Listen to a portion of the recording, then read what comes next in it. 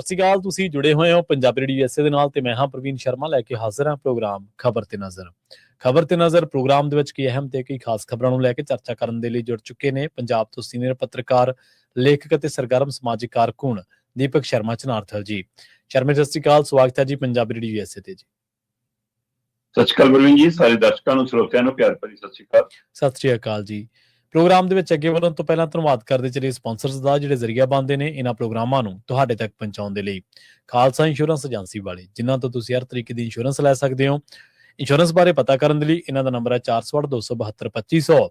ਇਹ 1992 ਤੋਂ ਲਗਾਤਾਰ ਇੰਸ਼ੋਰੈਂਸ ਬਿਜ਼ਨਸ ਦੇ ਵਿੱਚ ਸ਼ਾਨਦਾਰ ਸੇਵਾਵਾਂ ਦੇ ਰਹੇ ਨੇ ਤੇ ਅਮਰੀਕਾ ਭਰ ਦੇ ਵਿੱਚ ਇੰਸ਼ੋਰੈਂਸ ਕਰਦੇ ਨੇ। ਓਬਾਮਾ ਕੇਅਰ, ਮੈਡੀਕੇਅਰ ਜਾਂ ਫਿਰ ਕਵਰਡ ਕੈਲੀਫੋਰਨੀਆ ਬਾਬਤ ਪਾਲਿਸੀ ਕਰਵਾਉਣ ਦੇ ਲਈ, ਸਲਾਹ ਲੈਣ ਦੇ ਲਈ ਅੱਜ ਹੀ ਕਾਲ ਕਰੋ 468-272-2500 ਤੇ। ਟਰਕੀਆ ਇਮੀਗ੍ਰੇਸ਼ਨ ਆਫਰ ਵਾਲੇ, ਜੇ ਟਰਕੀਆਣਾ ਟੋਨੀ ਟਰਕੀਆਣਾ ਦੇ ਨਾਲ ਤੁਸੀਂ US ਇਮੀਗ੍ਰੇਸ਼ਨ ਬਾਬਤ ਕੋਈ ਵੀ ਸਲਾਹ ਕਰਨੀ ਹੈ, ਕੋਈ ਵੀ ਸਵਾਲ ਪੁੱਛਣਾ ਤੇ ਇਹਨਾਂ ਦਾ ਨੰਬਰ ਹੈ 4159090503। Gurdeep Singh Birdi Clovis, Mandeep Singh, Sandeep Kaur San Jose, Onkar Singh Fresno, Gurnam Singh Antelope, Jarnail Singh Seattle, Mandeep Dhillon Yuba City ਤੇ ਲਾਲੀ ਸਿੰਘ ਗਰੇਵਾਲ ਫਰੀਮੌਂਟ ਤੋਂ। ਇਹਨਾਂ ਸਾਰੇ ਹੀ ਸਪਾਂਸਰਸ ਦਾ ਬਹੁਤ-ਬਹੁਤ ਧੰਨਵਾਦ। ਤੇ ਜੇਕਰ ਤੁਸੀਂ ਵੀ ਪੰਜਾਬੀ ਰੇਡੀਓ USA ਦੇ ਇਹਨਾਂ ਪ੍ਰੋਗਰਾਮਾਂ ਨੂੰ ਸਪਾਂਸਰ ਕਰਨਾ ਚਾਹੁੰਦੇ ਹੋ ਤਾਂ ਸਟੂਡੀਓ ਦਾ ਨੰਬਰ ਹੈ 468-272-5200। ਅੱਜ ਦਾ ਖਬਰ ਤੇ ਨਜ਼ਰ ਪ੍ਰੋਗਰਾਮ ਸਾਲ 2025 ਦੀ 16 ਦਸੰਬਰ ਦਾ ਪ੍ਰੋਗਰਾਮ ਹੈ ਤੇ ਦਿਨ ਅੱਜ ਮੰਗਲਵਾਰ ਹੈ। ਖਬਰਾਂ ਦੀ ਸ਼ੁਰੂਆਤ ਕਰੀਏ ਸ਼ਰਮਾ ਜੀ ਅੰਮ੍ਰਿਤਪਾਲ ਸਿੰਘ ਦੇ ਮਾਮਲੇ ਤੋਂ। ਸੰਸਦ ਦੇ ਵਿੱਚ ਜਾਣ ਦੇ ਲਈ ਕਹਿੰਦੇ ਅੰਮ੍ਰਿਤਪਾਲ ਸਿੰਘ ਨੇ ਆਪਣੀ ਪੈਰਵਾਈ ਆਪ ਕੀਤੀ ਹੈ ਜੀ। ਪ੍ਰਵੀਨ ਜੀ, ਲੰਬੇ ਸਮੇਂ ਤੋਂ ਅੰਮ੍ਰਿਤਪਾਲ ਸਿੰਘ ਹੋਰਾਂ ਦਾ ਮਾਮਲਾ ਅਦਾਲਤੀ ਗੇੜਿਆਂ ਚ ਹੈ ਕਿ ਕੀ ਉਹ ਸੰਸਦ ਦੀ ਸੈਸ਼ਨ ਚ ਹਿੱਸਾ ਲੈ ਸਕਦਾ ਜਾਂ ਨਹੀਂ ਜੀ। ਪਹਿਲਾਂ ਉਹਨਾਂ ਨੇ ਜਦੋਂ ਨਹੀਂ ਸੁਣਵਾਈ ਹੋਈ ਸੁਪਰੀਮ ਕੋਰਟ ਤੱਕ ਦਾ ਰੁਖ ਕੀਤਾ ਤੇ ਸੁਪਰੀਮ ਕੋਰਟ ਨੇ ਕਿਹਾ ਕਿ ਨਹੀਂ, ਇਹ ਪ੍ਰਕਿਰਿਆ ਤਹਿਤ ਹੀ ਆਉਣਾ ਪਏਗਾ, ਤੁਸੀਂ ਪਹਿਲਾਂ ਹੇਠਲੀ ਅਦਾਲਤ ਹੀ ਜਾਓ। ਫਿਰ ਉਹ ਹਾਈ ਕੋਰਟ ਆ ਗਏ ਸੀ। ਹਾਈ ਕੋਰਟ ਦੇ ਵਿੱਚ ਜਦੋਂ ਉਹਨਾਂ ਨੇ ਇਹ ਸਵਾਲ ਪਾਇਆ ਜੀ ਕਿ ਮੈਂ ਚੁਣਿਆ ਮੈਂਬਰ ਪਾਰਲੀਮੈਂਟ ਹੈ ਤੇ ਮੈਨੂੰ ਕਿਉਂ ਨਹੀਂ ਸੰਸਦ ਚ ਆਪਣੀ ਗੱਲ ਰੱਖਣ ਦਾ ਮੌਕਾ ਦਿੱਤਾ ਜਾਂਦਾ। ਫਿਰ ਉਸ ਆਧਾਰ ਦੇ ਉੱਤੇ ਪੰਜਾਬ ਸਰਕਾਰ ਨੂੰ ਪੁੱਛਿਆ ਗਿਆ। ਪੰਜਾਬ ਸਰਕਾਰ ਨੇ ਅੰਮ੍ਰਿਤਸਰ ਦੇ SSP ਔਰ DC ਦੀ ਰਿਪੋਰਟ ਲਾ ਕੇ ਕਹਿਤਾ ਜੀ ਕਹਿਣਾ ਇਹ ਤਾਂ ਜੀ ਖਤਰਾ ਹੈ ਜੀ। ਵਕੀਲ ਇਹਨਾਂ ਦੇ ਕਹਿ ਰਹੇ ਸੀ ਜੇ ਅੰਮ੍ਰਿਤਪਾਲ ਸਿੰਘ ਸੰਸਦ ਚ ਬੋਲਿਆ ਜੀ 5 ਦਰਿਆਵਾਂ ਨੂੰ ਅੱਗ ਲੱਗ ਜੂ ਜੀ। ਇਹ ਸਾਨੂੰ ਦੱਸੇ ਜੀ ਪਹਿਲਾਂ ਨੇ ਕੀ ਬੋਲਣਾ। ਤਦ ਵੀ ਸਵਾਲ ਆਇਆ ਵੀ ਕਿ ਜਿਹੜੇ 543 ਮੈਂਬਰ ਪਾਰਲੀਮੈਂਟ ਚੁਣੇ ਜਾਂਦੇ ਨੇ, ਕੌਣ ਕੌਣ ਤੁਹਾਨੂੰ ਦੱਸ ਕੇ ਜਾਂਦਾ ਹੈ, ਕੌਣ ਕੌਣ ਕਿਹਨੂੰ ਲਿਖਾ ਕੇ ਜਾਂਦਾ ਹੈ, ਕਿਹਦੀ ਮਨਜ਼ੂਰੀ ਲੈ ਕੇ ਜਾਂਦੇ ਨੇ। ਸਹੀ, ਜੇ ਸੰਸਦ ਚ ਵੀ ਗੱਲ ਦੱਸ ਕੇ ਹੀ ਹੈ ਤਾਂ ਫਿਰ ਆਜ਼ਾਦੀ ਕਿੱਥੇ ਆ ਬੋਲਣ ਦੀ। ਤੇ ਸਵਾਲ ਤਾਂ ਇਹ ਹੈ। ਦੂਸਰੇ ਪਾਸੇ ਅੰਮ੍ਰਿਤਪਾਲ ਸਿੰਘ ਮਤਲਬ ਸੰਸਦ ਦੇ ਹਵਾਲੇ ਨਾਲ ਜਾਂ ਭਾਰਤੀ ਸੰਵਿਧਾਨ ਦੇ ਹਵਾਲੇ ਨਾਲ ਸਹੁੰ ਚੁੱਕ ਕੇ ਉਹ ਮੈਂਬਰ ਪਾਰਲੀਮੈਂਟ ਨੇ ਉਹ ਕਹਿੰਦੇ ਕਿ ਫਿਰ ਮੇਰਾ ਹੱਕ ਬਣਦਾ ਉੱਥੇ ਜਾਣ ਦਾ। ਤੇ ਜੇ ਮੈਨੂੰ ਜੇਲ੍ਹ ਦੇ ਅੰਦਰੋਂ ਚੋਣ ਲੜਨ ਦਾ ਹੱਕ ਆ ਤਾਂ ਮੇਰਾ ਸੰਸਦ ਜਾ ਕੇ ਆਪਣੇ ਲੋਕਾਂ ਦੇ ਹੱਕ ਦੀ ਗੱਲ ਕਰਨ ਦਾ ਵੀ ਹੱਕ। ਜੇ ਤੁਸੀਂ NSA ਲਾਇਆ ਤਾਂ ਮੇਰੇ ਤੇ ਲਾਇਆ, ਮੇਰੇ ਹੱਕ ਤੇ ਥੋੜਾ ਲੱਗਿਆ। ਲੋਕਾਂ ਦੇ ਹੱਕਾਂ ਤੇ ਡਾਕਾ ਕਿਉਂ ਹੈ? ਸਹੀ ਹੈ। ਇਹ ਸਾਰੇ ਸਵਾਲਾਂ ਨੂੰ ਦੋ ਚਾਰ ਹੁੰਦਿਆਂ ਇਸ ਵਾਰ ਫਿਰ ਇੱਕ ਵਾਰ ਅਦਾਲਤੀ ਰੁਖ ਸੀਗਾ ਕਿ ਵੀ ਇਹ ਜਿਹੜਾ ਤਰਦੁੱਤ ਇਜਲਾਸ ਹੈ ਇਹਦੇ ਵਿੱਚ ਮੈਂ ਗੱਲ ਕਰਨੀ ਚਾਹੁੰਦਾ। ਉਹਦੇ ਵਿੱਚ ਬਾਰ-ਬਾਰ ਗੱਲ ਵੀ ਆਈ ਕਿ ਹੜ੍ਹਾਂ ਵਾਲਾ ਮਾਮਲਾ ਮੇਰੇ ਇਲਾਕੇ ਦਾ, ਮੇਰੇ ਫੰਡ ਨੇ, ਮੈਂ ਉਹ ਨਹੀਂ ਦੇ ਪਾ ਰਿਹਾ, ਮੈਂ ਕੁਛ ਕਰਨਾ ਚਾਹੁੰਦਾ, ਹੋਰ ਮੇਰੇ ਇਲਾਕੇ ਦੇ ਮਸਲੇ ਨੇ, ਮੈਂ ਉਹਦੀ ਗੱਲ ਕਰਨਾ ਚਾਹੁੰਦਾ। ਤੇ ਉਹਦੇ ਲਈ ਸੁਣਵਾਈ ਚਲਦੀ ਅੱਜ 17 ਤਰੀਕ ਤੇ ਆ। ਸਾਡੇ ਇੱਥੇ ਅੱਜ 17 ਤਰੀਕ ਦੀ ਸਵੇਰ ਚੜ ਗਈ ਜੀ। 19 ਤਰੀਕ ਨੂੰ ਸੈਸ਼ਨ ਖਤਮ ਹੋ ਜਾਣਾ ਤੇ ਅਜੇ ਤੱਕ ਇਹੀ ਫੈਸਲਾ ਨਹੀਂ ਹੋ ਪਾ ਰਿਹਾ ਕਿ ਜ਼ਮਾਨਤ ਪੈਰੋਲ ਦੇਣੀ ਹੈ ਜਾਂ ਨਹੀਂ ਦੇਣੀ, ਸੰਸਦ ਚ ਹਿੱਸਾ ਲਿਆ ਜਾ ਸਕਦਾ ਜਾਂ ਨਹੀਂ ਲਿਆ। ਮਤਲਬ ਇਹ ਕਿੰਨਾ ਕੁ ਵੱਡਾ ਸਵਾਲ ਹੈ। ਸਹੀ ਹੈ। ਕੀ ਇਹ ਕਾਨੂੰਨੀ ਪ੍ਰਕਿਰਿਆ ਦਾ ਅਲਜਬਰੇ ਦਾ ਸਵਾਲ ਬਣ ਗਿਆ ਜਾਂ ਇਹ ਸਿਆਸੀ ਸਵਾਲ ਹੈ ਹੁਣ? ਬਿਲਕੁਲ ਸਹੀ ਹੈ। ਇਹਦੇ ਪਿੱਛੇ ਕੋਈ ਸਿਆਸਤ ਵੀ ਹੈ ਕਿ ਕੋਈ ਡਿਜ਼ਾਈਨ? ਜਿਸ ਤਰੀਕਾਕਾਰ ਨਾਲ ਇਹ ਸਾਰੀ ਕਾਰਵਾਈ ਚੱਲ ਰਹੀ ਸੀ ਉਹਦੇ ਵਿੱਚ ਉਮੀਦ ਸੀਗੀ ਕਿ ਸ਼ਾਇਦ 15 ਤਰੀਕ ਨੂੰ 16 ਤਰੀਕ ਨੂੰ ਕੋਈ ਤਣ ਪੱਤਣ ਲੱਗ ਜਾਏਗੀ। ਹਰਿਆਣੇ ਦੇ ਵਿੱਚ ਵਕੀਲਾਂ ਦਾ ਕੋਈ ਮਾਮਲਾ ਆ ਗਿਆ ਤੇ ਵਕੀਲਾਂ ਨੇ ਹੜਤਾਲ ਕਰਤੀ। 15 ਤਰੀਕ ਨੂੰ ਕੋਈ ਵਕੀਲ ਪੇਸ਼ ਨਹੀਂ ਹੋਏ ਤੇ ਸੁਣਵਾਈ ਅਗਲੇ ਦਿਨ ਪੈਗੀ। ਕੱਲ 16 ਤਰੀਕ ਸੀ, ਕੱਲ ਫਿਰ ਸੁਣਵਾਈ ਸੀ। ਵਕੀਲਾਂ ਦੀ ਹੜਤਾਲ ਕਾਇਮ ਸੀ, ਵਕੀਲ ਨਹੀਂ ਪੇਸ਼ ਹੋ ਸਕਦੇ ਸੀ। ਸਰਕਾਰੀ ਵਕੀਲ ਵੀ ਕਹਿੰਦੇ ਸੀ ਆ ਤਾਂ ਗਏ ਜੀ, ਹੈਗੇ ਤਾਂ ਹੈ, ਪਰ ਅਸੀਂ ਆਪਣੇ ਵਕੀਲਾਂ ਤੋਂ ਬਾਅਦ ਜਾ ਕੇ ਕਿਵੇਂ ਆ ਸਕਦੇ ਜੀ, ਅਸੀਂ ਬੋਲ ਨਹੀਂ ਸਕਦੇ ਜੀ ਜੀ। ਚਲੋ, ਤੇ ਫਿਰ ਅੰਮ੍ਰਿਤਪਾਲ ਸਿੰਘ ਹੋਰੀ ਵੀਡੀਓ ਕਾਨਫਰੰਸਿੰਗ ਰਾਹੀਂ ਪੇਸ਼ ਹੁੰਦੇ ਨੇ ਤੇ ਆਪਣੀ ਪੈਰਵੀ ਆਪ ਕਰਦੇ ਨੇ, ਆਪਣੇ ਵਕੀਲ ਆਪ ਬਣਦੇ ਨੇ। ਸਹੀ, ਬਿਲਕੁਲ। ਮਤਲਬ ਡਿਬਰੂਗੜ੍ਹ ਜੇਲ੍ਹ ਚੋਂ ਤੇ ਉਹਨਾਂ ਨੂੰ ਹੋ ਸਕਦਾ ਹੈ ਮਤਲਬ ਜੇਲਰ ਦੇ ਕਮਰੇ ਚੋਂ ਜਾਂ ਕਿਸੇ ਹੋਰ ਦਫ਼ਤਰੀ ਕਮਰੇ ਚੋਂ ਉਹਨਾਂ ਨੂੰ ਜਮਾਇਨ ਕਰਾਇਆ ਗਿਆ ਤੇ ਉਹ ਉਹਨਾਂ ਨੇ ਪੰਜਾਬ ਹਾਈ ਕੋਰਟ ਦੇ ਵਿੱਚ ਆਪਣੀ ਗੱਲ ਰੱਖੀ। ਸੋ ਉਸ ਦੇ ਨਾਲ ਹੀ ਉਹਨਾਂ ਦੀ ਡਿਬਰੂਗੜ੍ਹ ਜੇਲ੍ਹ ਚ ਜਾਣ ਤੋਂ ਬਾਅਦ ਇਹ ਲਗਭਗ ਪਹਿਲੀ ਤਸਵੀਰ ਹੈ ਜਿਹੜੀ TV ਪਲੇਟਫਾਰਮ ਰਾਹੀਂ ਜਾਂ ਮਤਲਬ ਵੀਡੀਓ ਕਾਨਫਰੰਸਿੰਗ ਰਾਹੀਂ ਸਾਹਮਣੇ ਆਈ। ਜੀ ਤੇ ਉਹ ਕੱਲ ਦੀ ਸੋਸ਼ਲ ਮੀਡੀਆ ਪਲੇਟਫਾਰਮਾਂ ਤੇ ਵੱਖ-ਵੱਖ ਚੈਨਲਾਂ ਤੇ ਕਾਫੀ ਘੁੰਮ ਰਹੀ ਹੈ ਜੀ, ਪਹਿਲੀ ਤਸਵੀਰ ਹੈ ਨਾ। ਚਲੋ ਬਾਕੀਆਂ ਦਾ ਵਿਊਜ਼ ਦਾ ਮਸਲਾ ਵੀ ਹੋ ਸਕਦਾ, ਪਰ ਮਸਲਾ ਤਾਂ ਇਹ ਹੈ ਕਿ ਉਹ ਮਸਲਾ ਜਿਹਦੇ ਮਸਲੇ ਲਈ ਇਹ ਸੁਣਵਾਈ ਹੋਈ ਵੀਡੀਓ ਕਾਨਫਰੰਸ ਕੀ ਉਹ ਤਨ ਪੱਤਣ ਲੱਗਿਆ ਕਿ ਉਹ ਮਸਲਾ ਹੱਲ ਹੋਇਆ। ਸਹੀ ਉੱਥੇ ਵੀ ਅੰਮ੍ਰਿਤਪਾਲ ਸਿੰਘ ਨੇ ਆਪਣੀ ਉਹੀ ਗੱਲ ਦੁਹਰਾਈ ਕਿ ਮੈਂ ਆਪਣੇ ਹਲਕੇ ਦੀ ਗੱਲ ਕਰਨਾ ਚਾਹੁੰਦਾ ਜੀ, ਮੈਂ ਚੁਣਿਆ ਨੁਮਾਇੰਦਾ, ਲੋਕਾਂ ਦੇ ਵੋਟਾਂ ਨਾਲ ਜਿੱਤ ਕੇ ਆਇਆ, ਮੈਂ ਇਲੈਕਟਡ ਆ, ਮਤਲਬ ਭਗਵੰਤ ਮਾਨ ਦੀ ਭਾਸ਼ਾ ਚ ਸਿਲੈਕਟਡ ਥੋੜਾ। ਫਿਰ ਜਦੋਂ ਮੈਂ ਇਲੈਕਟਡ ਹੋ ਗਿਆ ਫਿਰ ਮੈਂ ਗੱਲ ਕਰਨ ਦਾ ਕਿਉਂ ਨਹੀਂ ਹੱਕ ਰੱਖਦਾ। ਇਹ ਤੋਂ ਪਹਿਲਾਂ ਵੀ ਅੰਮ੍ਰਿਤਪਾਲ ਹੋਰਾਂ ਦੇ ਵਕੀਲਾਂ ਨੇ ਇੱਕ ਵਾਰੀ ਵੀ ਕੋਸ਼ਿਸ਼ ਕੀਤੀ ਸੀ, ਉਹਨਾਂ ਨੇ ਕਿਹਾ ਸੀ ਵੀ ਕਿ ਜੇ ਤੁਹਾਨੂੰ ਕੋਈ ਜ਼ਿਆਦਾ ਹੀ ਲੱਗਦਾ ਬਾਹਰ ਨਹੀਂ ਜਾ ਸਕਦੇ ਤਾਂ ਵੀਡੀਓ ਕਾਨਫਰੰਸਿੰਗ ਰਾਹੀਂ ਸੰਸਦ ਚ ਉਹਦੀ ਗੱਲ ਕਰਾ ਦਿਓ, ਸਹੀ ਸੰਸਦ ਚ ਵੀ ਉਹ ਹਾਜ਼ਰੀ ਭਰ ਲਵੇ। ਤੋ ਇਹਦੇ ਉੱਤੇ ਮਾਨਯੋਗ ਲੋਕ ਸਭਾ ਦੇ ਸਪੀਕਰ ਤੇ ਸੰਸਦ ਦੀ ਕਮੇਟੀ ਵੱਲੋਂ ਇਹ ਸੁਨੇਹਾ ਭੇਜ ਦਿੱਤਾ ਗਿਆ ਸੀ ਕਿ ਇਹ ਪ੍ਰਕਿਰਿਆ ਨਹੀਂ ਅਪਣਾਈ ਜਾ ਸਕਦੀ। ਪ੍ਰਵੀਨ ਜੀ, ਜੇਕਰ ਇਸ ਤਰੀਕਾਕਾਰ ਨਾਲ ਇਸ ਵਰਨਕ ਡਿਬਰੂ ਜੇਲ੍ਹ ਚ ਹੈ ਮੈਂਬਰ ਪਾਰਲੀਮੈਂਟ ਤੇ ਉਹ ਆ ਨਹੀਂ ਸਕਦਾ, ਇਸ ਲਈ ਆਪਾਂ ਨੂੰ ਵੀਡੀਓ ਕਾਨਫਰੰਸਿੰਗ ਰਾਹੀਂ ਸੰਸਦ ਚ ਉਹਦੀ ਹਾਜ਼ਰੀ ਲਵਾ ਦਿੰਦੇ ਆ। ਤੇ ਜੇ ਇੱਕ ਵਾਰ ਕਿਸੇ ਵੀ ਤਰੀਕੇ ਨਾਲ ਇਹ ਗੱਲ ਹੋ ਗਈ ਤਾਂ ਫਿਰ ਬਾਕੀ ਕੱਲ ਨੂੰ ਸੰਸਦ ਮੈਂਬਰਾਂ ਨੂੰ ਇਹ ਕਲੂ ਮਿਲ ਜਾਣਾ ਜੀ ਕਿ ਐਂ ਵੀ ਹੋ ਸਕਦਾ ਜੀ। ਸਹੀ ਹੈ। ਤੇ ਕੋਈ ਕਹੂ ਅੱਜ ਮੇਰੀ ਰਿਸ਼ਤੇਦਾਰੀ ਵਿਆਹ ਜਾਣਾ ਜੀ, ਮੈਂ ਕੋਈ ਕਹੂ ਅੱਜ ਟੂਰ ਤੇ ਆ ਜੀ, ਅੱਜ ਵਿਦੇਸ਼ ਚ ਹੈ ਜੀ, ਅੱਜ ਬਿਮਾਰ ਹੈ ਜੀ, ਬਸ ਘਰੋਂ ਕੈਮਰਾ ਲਾ ਕੇ ਹਾਜ਼ਰ ਹੋ ਜਾਇਆ ਕਰੂ ਅਗਲਾ। ਫਿਰ ਤਾਂ ਸੰਸਦ ਦਾ ਜੂਮ ਮੀਟਿੰਗ ਬਣ ਜੂਗੀ ਫਿਰ ਤਾਂ ਸੰਸਦ। ਸੋ ਇਸ ਲਈ ਉਹ ਪੈਮਾਨੇ ਨੂੰ ਮੇਰਾ ਧਿਆਨ ਚ ਰੱਖਦਿਆਂ ਉਹਨਾਂ ਨੇ ਨਾ ਕਰਤੀ ਜੀ। ਪਰ ਇੱਥੇ ਪੰਜਾਬ ਸਰਕਾਰ, ਕੇਂਦਰ ਸਰਕਾਰ, ਕੀ ਇਹਦੇ ਪਿੱਛੇ ਕੋਈ ਇਹਨਾਂ ਦਾ ਡਿਜ਼ਾਈਨ ਹੈ ਕਿ ਅੰਮ੍ਰਿਤਪਾਲ ਸਿੰਘ ਨੂੰ ਚਰਚਾ ਚ ਵੀ ਰੱਖੋ, ਬਾਹਰ ਵੀ ਨਾ ਲਿਆਓ, ਤੇ ਜੇ ਚੋਣਾਂ ਚ ਲੋੜ ਪਈ ਤਾਂ ਬਾਹਰ ਵੀ ਲਿਆਵਾਂਗੇ, ਹੈ ਨਾ, ਕਿ ਉਸ ਦੇ ਹੱਕ ਦੇ ਵਿੱਚ ਭੁਗਤਣ ਵਾਲੀਆਂ ਵੋਟਾਂ ਦੇ ਨਾਲ ਉਹਦੇ ਖਿਲਾਫ ਖੜੀਆਂ ਵੋਟਾਂ ਨੂੰ ਇੱਕ ਡੱਬੇ ਚ ਪਾਉਣ ਦੀ ਕਵਾਇਦ। ਇਹ ਵੀ ਕਈ ਤਰ੍ਹਾਂ ਦੀਆਂ ਚਰਚਾਵਾਂ ਕਿ 2027 ਦੇ ਵਿੱਚ ਕੋਈ ਨਵੇਂ ਤਰੀਕੇ ਦਾ ਦ੍ਰਿਸ਼ ਹੋ ਸਕਦਾ ਕਿ ਅੰਮ੍ਰਿਤਪਾਲ ਸਿੰਘ ਜੇਲ੍ਹ ਤੋਂ ਬਾਹਰ ਆਵੇ ਤੇ ਸ਼ੰਭੂ ਬਾਰਡਰ ਤੋਂ ਉਹਦੇ ਨਾਲ ਇੱਕ ਕਾਫਲਾ ਹੋਵੇ ਤੇ ਉਹ ਕਾਫਲਾ ਜਿੱਥੋਂ ਲੰਘੇ ਇੱਕ ਧਿਰ ਜੈਕਾਰਿਆਂ ਚ ਹੋਵੇ, ਦੂਜੀ ਸਹਿਮ ਚ ਹੋਵੇ ਤੇ ਪੰਜਾਬ ਦੇ ਵਿੱਚ ਨਵੇਂ ਤਰੀਕੇ ਦਾ ਮਾਹੌਲ ਸਿਰਜਿਆ ਜਾਵੇ। ਇੱਥੋਂ ਤੱਕ ਦੀਆਂ ਚਰਚਾ ਸਹੀ ਹੈ, ਬਿਲਕੁਲ। ਪਰ ਇਹ ਅਜੇ ਆਉਂਦਾ ਸਮਾਂ, ਅਜੇ ਤਾਂ ਸਵਾਲ ਇਹ ਖੜਾ ਕਿ ਸਿਸਟਮ ਤਾਂ ਸਾਡਾ ਉਹਦੀ ਪੈਰੋਲ ਤੇ ਫੈਸਲਾ ਨਹੀਂ ਲੈ ਪਾ ਰਿਹਾ ਇੰਨੇ ਦਿਨਾਂ ਦਾ। ਸੋ ਹੁਣ ਅੱਜ ਜਦੋਂ 17 ਤਰੀਕ ਚੜ ਗਈ, ਜੇ ਅੱਜ ਸੁਣਵਾਈ ਹੋ ਕੇ ਪੈਰੋਲ ਮਿਲ ਵੀ ਗਈ ਤਾਂ ਸੰਸਦ ਜਾਂਦੇ 18 ਤਰੀਕ ਹੋ ਜਾਣੀ। ਸਹੀ ਹੈ। ਤੇ 19 ਨੂੰ ਸੰਸਦ ਖਤਮ ਹੈ, ਇਹ ਸੈਸ਼ਨ ਖਤਮ ਹੈ ਜੀ ਜੀ। 19 ਨੂੰ ਮੰਨਿਆ ਜਾਂਦਾ ਕਿ ਬਿੱਲ ਪਾਸ ਕਰਾਉਣ 'ਚ ਜ਼ਿਆਦਾ ਰੌਲਾ ਪੈਣਾ, ਉੱਥੇ ਗੱਲ ਰੱਖਣ ਦਾ ਮੌਕਾ ਮਿਲੂ ਜਾਂ ਨਹੀਂ ਮਿਲੂ, ਜੇ ਮਿਲਦੀ ਵੀ ਹੈ ਪੈਰੋਲ। ਜ਼ਿਆਦਾਤਰ ਤਾਂ ਹੁਣ ਇੰਝ ਲੱਗਦਾ ਕਿ ਉਮੀਦ ਬਹੁਤ ਮੱਧਮ ਹੋ ਗਈ ਜਿਸ ਤਰ੍ਹਾਂ ਦੀ ਪ੍ਰਕਿਰਿਆ ਚੱਲੀ ਹੈ ਨਾ। ਤੇ ਜੇ ਮਤਲਬ ਕਿ ਸੱਚਮੁੱਚ ਸਿਰਦਤਾ ਹੋਈ ਕਿ ਹਾਂ ਇਹ ਤੱਥ ਸਾਹਮਣੇ ਉੱਭਰੇ ਆਉਂਦੇ ਨੇ ਕਿ ਹਾਂ ਵੀ ਪੈਰੋਲ ਲੈਣ ਦਾ ਹੱਕਦਾਰ ਹੈ ਜੀ, ਫਿਰ ਕੀ ਇਹ ਗਰੰਟੀ ਦਿੱਤੀ ਜਾ ਸਕਦੀ ਹੈ ਕਿ ਠੀਕ ਹੈ ਜੀ ਇਹ ਸੈਸ਼ਨ ਤਾਂ ਲੰਘ ਗਿਆ ਪਰ ਅਗਲੇ ਸੈਸ਼ਨ ਤੋਂ ਪਹਿਲੇ ਦਿਨ ਤੋਂ ਤੁਸੀਂ ਉੱਥੇ ਹਾਜ਼ਰ ਹੋਇਆ ਕਰੋਗੇ ਸਾਰੇ ਸੈਸ਼ਨ 'ਚ? ਕੀ ਅਜਿਹਾ ਕੋਈ ਨੁਕਤਾ ਆ ਸਕਦਾ? ਇਹ ਦੇਖਣ ਵਾਲੀ ਗੱਲ ਹੋਏਗੀ। ਸੋ ਦੇਖਣਾ ਤਾਂ ਇਹੀ ਹੈ ਜੀ ਕਿ ਕਾਨੂੰਨ ਰਹਿਤ ਕੋਈ ਫੈਸਲਾ ਆਉਂਦਾ ਕਿ ਸਿਆਸਤ ਤਹਿਤ ਫੈਸਲਾ ਆਉਂਦਾ, ਇਹਦੇ ਤੇ ਨਜ਼ਰ ਰੱਖਾਂਗੇ ਜੀ। ਬਿਲਕੁਲ। ਤੇ ਨਾਲੇ ਜਿਹੜਾ ਬੰਦਾ ਜਿਹਦੇ ਬਾਰੇ ਤੁਸੀਂ ਕਹਿੰਦੇ ਸੀ ਵੀ ਉਹ ਖੁਦ ਵੀ ਕਹਿੰਦਾ ਸੀ ਅੰਮ੍ਰਿਤਪਾਲ ਸਿੰਘ ਵੀ ਮੈਂ ਇਸ ਕਨਸਟੀਟਿਊਸ਼ਨਲ ਜਿਹੜਾ ਸਿਸਟਮ ਹੈ ਇਹਦੇ ਨਾਲ ਸਹਿਮਤ ਨਹੀਂਗਾ, ਪਰ ਜਦੋਂ ਬੰਦੇ ਨੇ ਚੋਣ ਹੀ ਲੜਦੀ ਤੇ ਦੇਸ਼ ਦੀ ਸੰਸਦ ਦੇ ਵਿੱਚ ਜਾਊਗਾ ਤਾਂ ਵੀ ਫਿਰ ਵੀ ਤਾਂ ਕਨਸਟੀਟਿਊਸ਼ਨ ਦੇ ਤਹਿਤ ਹੀ ਜਾਊਗਾ ਨਾ। ਤੇ ਫਿਰ ਉੱਥੇ ਤੁਹਾਨੂੰ ਕੀ ਡਰ ਆ ਉਸ ਬੰਦੇ ਤੋਂ ਜਿਹਨੂੰ ਤੁਸੀਂ ਚੋਣ ਲੜਾ ਲਈ, ਜਿਹਨੂੰ ਤੁਸੀਂ ਸਾਰੇ ਇੱਕ ਐਮਪੀ ਦੇ ਤੌਰ ਤੇ ਇਖਤਿਆਰ ਵੀ ਨਹੀਂ ਦੇਣਾ ਚਾਹੁੰਦੇ ਤੇ ਇਸ ਸਿਸਟਮ ਦੇ ਵਿੱਚ ਵੀ ਲਿਆਂਦਾ। ਪਹਿਲੀ ਗੱਲ ਤਾਂ ਇਹ ਪ੍ਰਾਪਤੀ ਪ੍ਰਚਾਰਦੇ ਸੀਗੇ ਵੀ ਉਹ ਬੰਦਾ ਜਿਹੜਾ ਸਾਡੇ ਸਿਸਟਮ ਤੋਂ ਬਾਹਰ ਸੀਗਾ, ਬਾਗੀ ਸੀਗਾ, ਅਸੀਂ ਉਦੋਂ ਚੋਣ ਲੜਾ ਲਈ। ਤੇ ਜੇ ਚੋਣ ਲੜਾਈ ਲਈ ਅਗਲੇ ਨੇ ਜਿੱਤ ਹੀ ਲਈ ਤੇ ਫਿਰ ਉਹਨੂੰ ਸਾਰੇ ਬਣਦੇ ਉਹਦੇ ਹੱਕ ਦੇ ਕਰਦੇ ਇਹਦੇ ਫਿਰ ਦੇਣ ਚ ਕੀ ਜਿਹੜੀ ਉਹਦੇ ਚ ਕੀ ਮਤਲਬ ਕਿੰਤੂ ਪਰੰਤੂ ਕਿਹੜੀ ਗੱਲ ਦਾ। ਅਗਲੀ ਗੱਲ ਕਰੀਏ, ਇੱਕ ਹੋਰ ਜਿਹੜੀ ਚਰਚਾ ਬਹੁਤ ਜ਼ਿਆਦਾ ਹੋ ਰਹੀ ਹੈ, ਮੇਰੇ ਖਿਆਲ ਦੇ ਨਾਲ ਸਕਾਰਾਤਮਕ ਚਰਚਾ ਉਸ ਮਾਮਲੇ 'ਚ ਘੱਟ ਹੋ ਰਹੀ ਹੈ ਤੇ ਜਿਹੜੀ ਬਹਿਸ ਆ ਉਹ ਇੱਕ ਹੋਰ ਪਾਸੇ ਨੂੰ ਮੋੜੀ ਜਾ ਰਹੀ ਹੈ। ਖਾਸ ਤੌਰ ਦੇ ਉੱਤੇ ਮਨਰੇਗਾ ਸਕੀਮ ਦਾ ਨਾਮ ਬਦਲਿਆ ਗਿਆ, ਉਸ ਸਕੀਮ ਦੇ ਨਾਂ ਦੇ ਨਾਲ ਲਾਇਆ ਗਿਆ ਜੀ ਰਾਮ ਜੀ।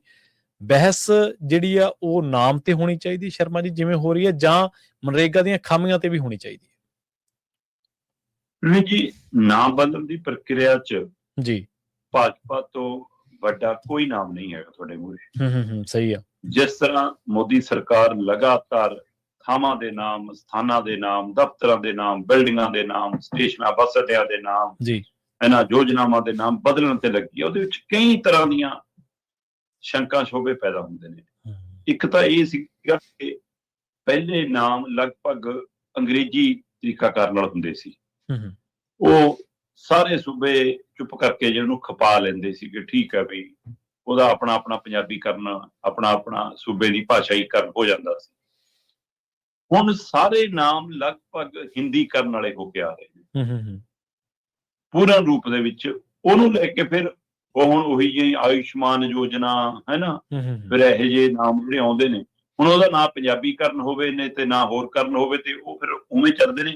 ਇਹ 22 ਭਾਸ਼ਾਵਾਂ ਦੇ ਵਿੱਚ ਹਿੰਦੀ ਵੀ ਇੱਕ ਭਾਸ਼ਾ ਹੈ, ਤੇ ਤੁਸੀਂ ਕੱਲੀ ਉਸ ਨੂੰ ਜਿਸ ਤਰ੍ਹਾਂ ਰਾਸ਼ਟਰੀ ਭਾਸ਼ਾ ਧੱਕੇ ਨਾਲ ਰੰਨ ਫਿਰਦੇ ਹੋ, ਇਹਦੇ ਨਾਲ ਸੂਬਿਆਂ ਦੇ ਵਿੱਚ ਵਿਗਾੜ ਦੀ ਸਥਿਤੀ ਪੈਦਾ ਹੋ ਰਹੀ ਹੈ। ਸਹੀ ਹੈ। ਤੁਸੀਂ ਦਰੁਸਤ ਕਰਨ ਦੀ ਬਜਾਏ ਨਵੇਂ ਤਣਾਅ ਪੈਦਾ ਕਰਦੇ ਹੋ। ਹੁਣ ਇਹਦਾ ਵੀ ਤਾਂ ਹਿੰਦੀਕਰਨ ਹੋਇਆ ਨਾ, ਹੁਣ ਹੋ ਗਿਆ ਜੀ ਇਹ ਵਿਕਸਿਤ ਭਾਰਤ ਗਰੰਟੀ ਰੁਜ਼ਗਾਰ ਔਰ ਆਜੀਵਿਕਾ ਮਿਸ਼ਨ ਗ੍ਰਾਮੀਣ, ਹੈ ਨਾ, ਇਹ ਬਿੱਲ ਦਾ ਨਾਂ ਹੈ ਜੀ। ਹੁਣ ਇਹਦੇ ਵਿੱਚੋਂ ਵਿਕਸਿਤ ਭਾਰਤ ਵੀ ਤੇ ਅੱਗੇ ਜੀ ਮਤਲਬ ਕਿ ਹੈ ਨਾ ਗਰੰਟੀ ਰੁਜ਼ਗਾਰ ਔਰ ਆਜੀਵਿਕਾ, ਇਹਦਾ ਬਣ ਗਿਆ ਜੀ ਮਤਲਬ ਜੀ ਰਾਮ ਜੀ। ਜੀ ਅੱਛਾ। ਸੋ ਇਸ ਤਰੀਕੇ ਨਾਲ ਵੀ ਜੀ ਰਾਮ ਜੀ। ਨਰੇਗਾ ਤੋਂ ਮਨਰੇਗਾ, ਮਤਲਬ ਉਹਦੇ ਨਾਲ ਮਹਾਤਮਾ ਗਾਂਧੀ ਦਾ ਨਾਂ ਜੋੜਿਆ ਇਹਨਾਂ ਨੇ, ਕਾਂਗਰਸ ਨੇ। ਤੇ ਫਿਰ ਇਹ ਕੁਝ ਜ਼ਿਲ੍ਹਿਆਂ ਤੋਂ ਹੁੰਦਿਆਂ ਹੋਇਆਂ ਪੂਰੇ ਮੁਲਕ 'ਚ ਲਾਗੂ ਹੋਈ, ਔਰ ਉਸ ਸਮੇਂ ਇਹ ਦਮ ਭਰ ਕੇ ਲਾਗੂ ਕੀਤੀ ਗਈ ਕਿ 100 ਦਿਨ ਦਾ ਰੁਜ਼ਗਾਰ ਘਰ ਦੇ ਨੇੜੇ, ਉਮਰ ਦਾ ਕੋਈ ਪੈਮਾਨਾ ਨਹੀਂ, ਸਕਿੱਲ ਲੇਬਰ ਦੀ ਲੋੜ ਨਹੀਂ, ਜਿਹੜਾ ਬੰਦਾ ਸਰੀਰਕ ਮਿਹਨਤ ਕਰਨਾ ਚਾਹੁੰਦਾ ਉਹਦੇ ਲਈ ਇਹ ਮਜ਼ਦੂਰੀ। ਤੇ ਉਹਦੇ ਰਾਹੀਂ ਇਹ ਸੁਨੇਹਾ ਦੇਣ ਦੀ ਕੋਸ਼ਿਸ਼ ਕੀਤੀ ਕਿ ਅਸੀਂ ਮੁਫਤ ਰਾਹੀਂ ਨਹੀਂ, ਤੁਹਾਡੇ ਸਵੈਮਾਨ ਰਾਹੀਂ ਤੁਹਾਨੂੰ ਇੱਜ਼ਤ ਦੀ ਰੋਟੀ ਦੇਣ ਦੀ ਇਹ ਕਵਾਇਦ ਹੈ। ਬੇਸ਼ੱਕ ਉਸ ਸਮੇਂ ਬਾਰ-ਬਾਰ ਸਵਾਲ ਉੱਠੇ ਕਿ ਬੰਦੇ ਦੇ ਢਿੱਡ ਦਾ 365 ਦਿਨ ਰਹਿੰਦਾ ਹੈ, ਭੁੱਖ ਤਾਂ ਉਹਨੂੰ ਹਰ ਰੋਜ਼ ਲੱਗਦੀ ਹੈ, 100 ਦਿਨ ਦੇ ਰੁਜ਼ਗਾਰ ਦਾ ਮਤਲਬ। ਪਰ ਮੌਜੂਦਾ ਸਰਕਾਰ ਤੱਕ ਆਉਂਦਿਆਂ ਜਿਵੇਂ ਨਾਮ ਬਦਲੇ ਦੀ ਪ੍ਰਕਿਰਿਆ ਸ਼ੁਰੂ ਹੋਈ ਤੇ ਉਹਨਾਂ ਨੇ ਇਹਦਾ ਨਾਂ ਬਦਲਿਆ ਤੇ ਬਹਿਸ ਛਿੜ ਗਈ ਕਿ ਤੁਸੀਂ ਜੀ ਗਾਂਧੀ ਦਾ ਨਾਂ ਹਟਾ ਕੇ ਜੀ ਰਾਮ ਜੀ ਦਾ ਨਾਂ ਇਸ ਲਈ ਲਾ ਰਹੇ ਹੋ ਕਿ ਰਾਮ ਜੀ ਦੇ ਨਾਂ ਤੇ ਸ਼ਾਇਦ ਕੋਈ ਸਵਾਲ ਨਹੀਂ ਕਰੂਗਾ, ਤੇ ਗਾਂਧੀ ਦਾ ਨਾਂ ਨਾਲ ਸਾਨੂੰ ਚਿੜਾ ਜੀ, ਅਸੀਂ ਹਟਾਉਣਾ। ਤੇ ਜਿਹੜਾ ਕੋਈ ਰਾਮ ਜੀ ਦੇ ਨਾਂ ਤੇ ਬੋਲੂਗਾ ਫਿਰ ਅਸੀਂ ਉਹਨੂੰ ਕਹਾਂਗੇ ਜੀ ਕਿ ਇਹ ਤਾਂ ਦੇਖੋ ਜੀ ਧਰਮ ਵਿਰੋਧੀ ਹੈ ਜੀ, ਇਹ ਤਾਂ ਦੇਸ਼ ਵਿਰੋਧੀ ਹੈ ਜੀ, ਹੈ ਨਾ। ਇਸ ਲਈ ਫਿਰ ਉਹ ਜਿਹੜੇ ਰਾਮ ਜੀ ਦੇ ਭਗਤ ਹੋਣ ਉਹ ਸਾਰੇ ਸਾਡੇ ਪਾਲੇ ਚ ਆ ਜਾਣ। ਇਸ ਨੂੰ ਵੋਟ ਸਿਆਸਤ ਵਜੋਂ ਵੀ ਦੇਖਿਆ ਜਾਣ ਲੱਗ ਪਿਆ ਕਿ ਇਸ ਤਰੀਕਾ ਕਰਨਾ ਨਾਮ ਬਦਲਿਆ। ਹੁਣ ਜਦੋਂ ਨਾਮ ਤੇ ਤੁਸੀਂ ਬੈਸੋਗੇ ਤੇ ਫਿਰ ਉਹ ਜਿਹੜੀ ਯੋਜਨਾ, ਜਿਹੜਾ ਬਿੱਲ ਲਿਆਂਦਾ ਕੱਲ ਸੰਸਦ ਦੇ ਵਿੱਚ, ਉਸ ਬਿੱਲ ਦੀਆਂ ਖਾਮੀਆਂ ਨਾਕਾਮੀਆਂ, ਉਹਦੇ ਵਿੱਚ ਚਤਰਾਈਆਂ ਜਿਹੜੀਆਂ ਨੇ, ਉਹਦੇ ਤੇ ਚਰਚਾ ਹੀ ਨਹੀਂ ਹੋਣੀ ਕਿਤੇ।